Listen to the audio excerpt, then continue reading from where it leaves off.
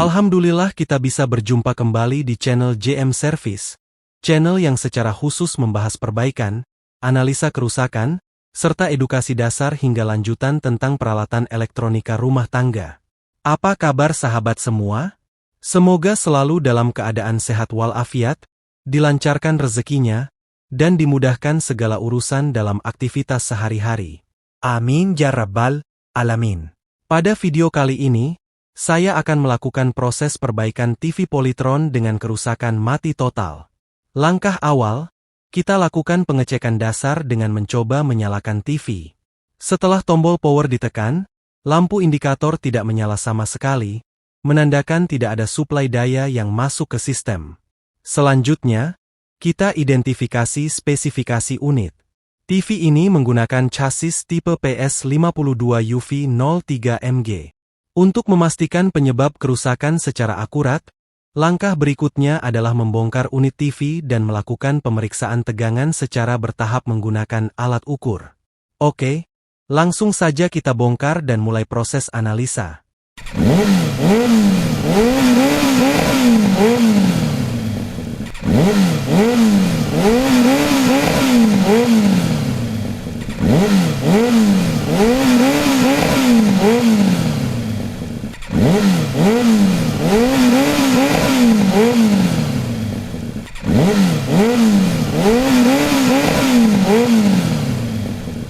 Alhamdulillah, unit TV telah berhasil dibongkar. Setelah dilakukan inspeksi visual awal, terlihat kondisi bagian dalam sangat kotor akibat debu yang menumpuk cukup tebal. Kondisi ini berpotensi mengganggu kinerja rangkaian dan menyebabkan panas berlebih. Langkah selanjutnya, dilakukan pemeriksaan pada komponen yang sering menjadi penyebab kerusakan, khususnya elco, elektrolik capacitor, pada bagian power supply. Dari hasil pengecekan visual, ditemukan satu elco dalam kondisi kembung, yang menandakan elco tersebut sudah melemah dan tidak bekerja optimal. Pemeriksaan dilanjutkan ke elco lainnya untuk memastikan tidak ada komponen serupa yang mengalami kerusakan. Setelah dilakukan pengecekan menyeluruh, tidak ditemukan elco kembung tambahan. Sebelum melanjutkan ke proses penggantian komponen, tahap berikutnya adalah pembersihan papan PCB dan area sekitarnya dari debu dan kotoran. Pembersihan ini bertujuan agar proses perbaikan lebih nyaman, akurat, serta mencegah gangguan akibat kontaminasi debu saat pengukuran dan penyolderan. Setelah proses pembersihan selesai dan seluruh bagian PCB sudah terlihat bersih serta aman untuk dilakukan pengecekan, langkah selanjutnya kita langsung fokus pada pemeriksaan bagian horizontal. Pada kasus TV mati total, salah satu komponen yang paling sering menjadi penyebab adalah transistor horizontal. Pertama, kita lakukan pengecekan visual dan pengukuran menggunakan multimeter pada transistor horizontal yang terpasang di heatsink bagian flyback.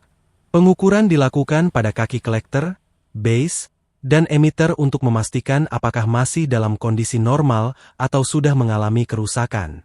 Dan benar saja sobat, setelah dilakukan pengukuran, transistor horizontal ini menunjukkan kondisi short atau konslet, ditandai dengan hubungan langsung antara kaki kolektor dan emitter.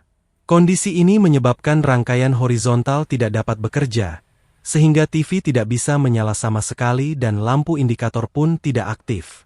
Untuk mencegah kerusakan lanjutan pada komponen lain seperti flyback transformer dan rangkaian driver horizontal, maka transistor horizontal yang konslet ini harus segera dilepas dari rangkaian.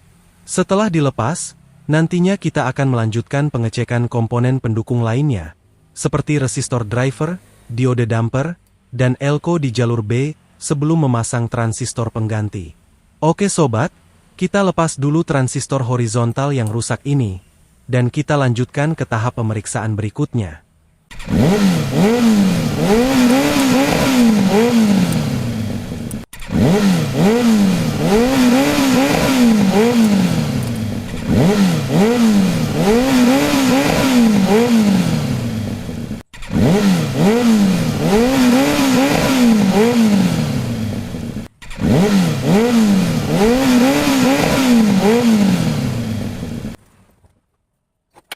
Setelah transistor horizontal berhasil dilepas dari PCB, Langkah selanjutnya adalah melakukan pengukuran ulang dalam kondisi terlepas untuk memastikan kerusakan secara akurat.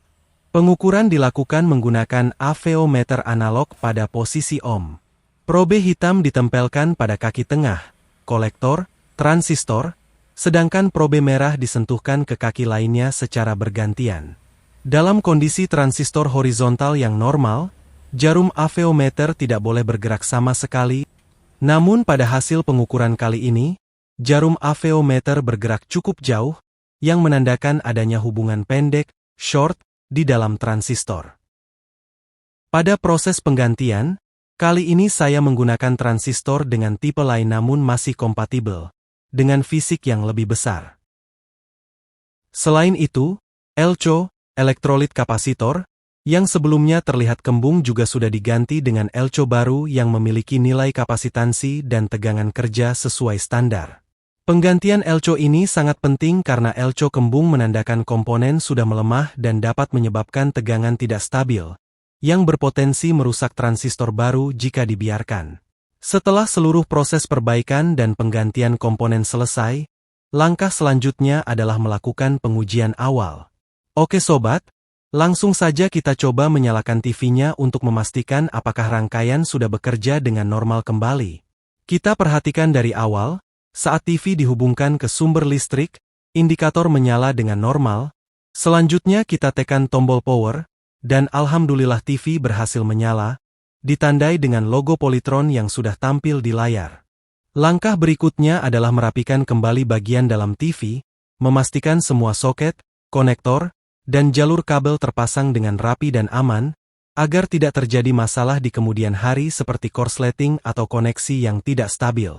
Setelah proses perapian selesai, selanjutnya kita lakukan pengujian lanjutan menggunakan set-top box. Set-top box kita pasang dan kita hubungkan ke input TV, lalu kita nyalakan.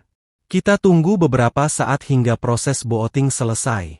Dan alhamdulillah, gambar sudah muncul dengan normal, tampilan jernih, suara juga keluar dengan baik, serta tidak ada gangguan pada layar. Dengan hasil pengujian ini, dapat kita simpulkan bahwa penggantian transistor horizontal dan kapasitor, LCO, yang bermasalah berhasil mengatasi kerusakan. TV kini sudah kembali berfungsi dengan normal dan aman untuk digunakan kembali.